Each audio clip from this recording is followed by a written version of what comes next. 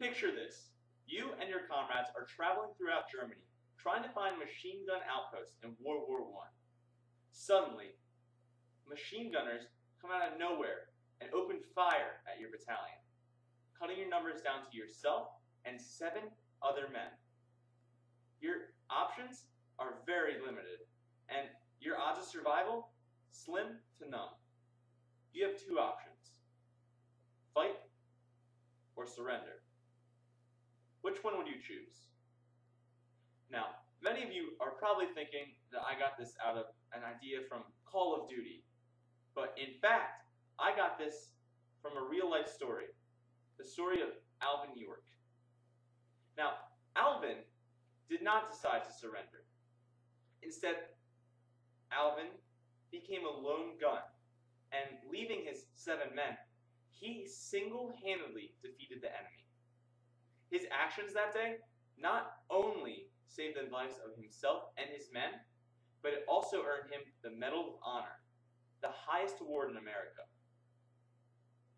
Herodotus once said, "During peace, men and sons bury their fathers, but during war, fathers bury their sons."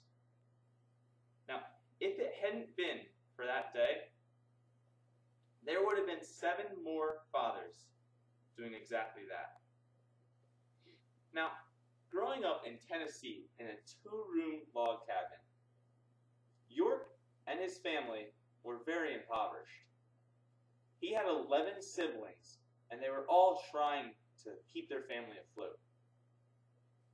Now, he was also raised a devout Catholic, and when the war erupted, he was very scared and almost petrified that he would have to kill someone. Unfortunately, his day came when he was picked from the draft, and he had to begin training at Camp Gordon in Georgia. Now, going back and forth between the morality of his participation in the war was mind-boggling, but he came to the conclusion that God meant for him to be in the war, and he would watch over him and protect him from all dangers. His conviction proved to be true on October 8, 1918, when his battalion came under attack. After all his commanding officers had died, he was left in charge of 7 privates. He gave them specific orders to stay where they were and watch these prisoners.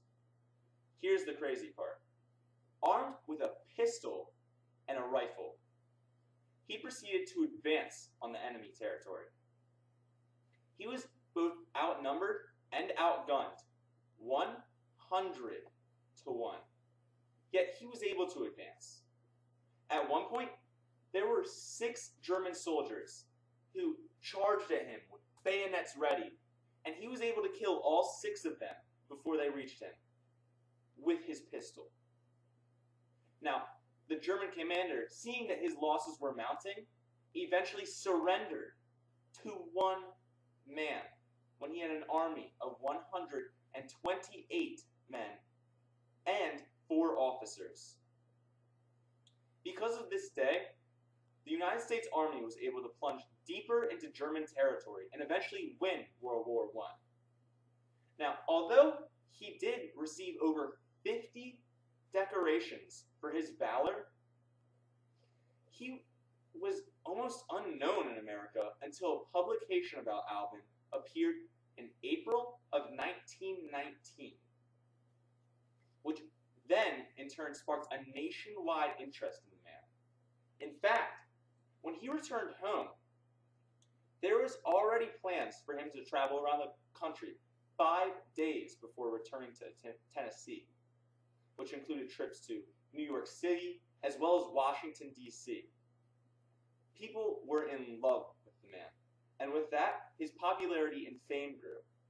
Now, you may think that he might have been out for the money, but in fact, it was the exact opposite.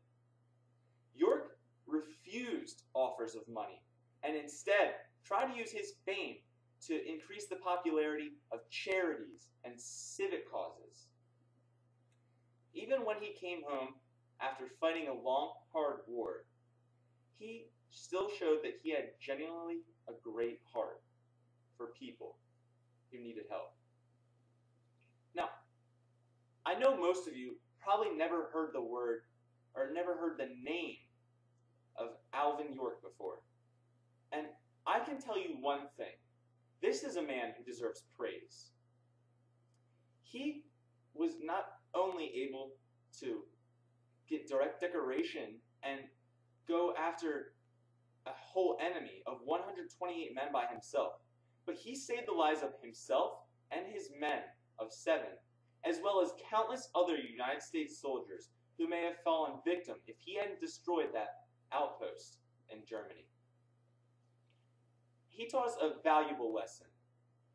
Even if the odds are stacked against you, if you have perseverance and you believe in yourself, you will be able to come on top. Even when the world says, give up, hope will whisper one more time.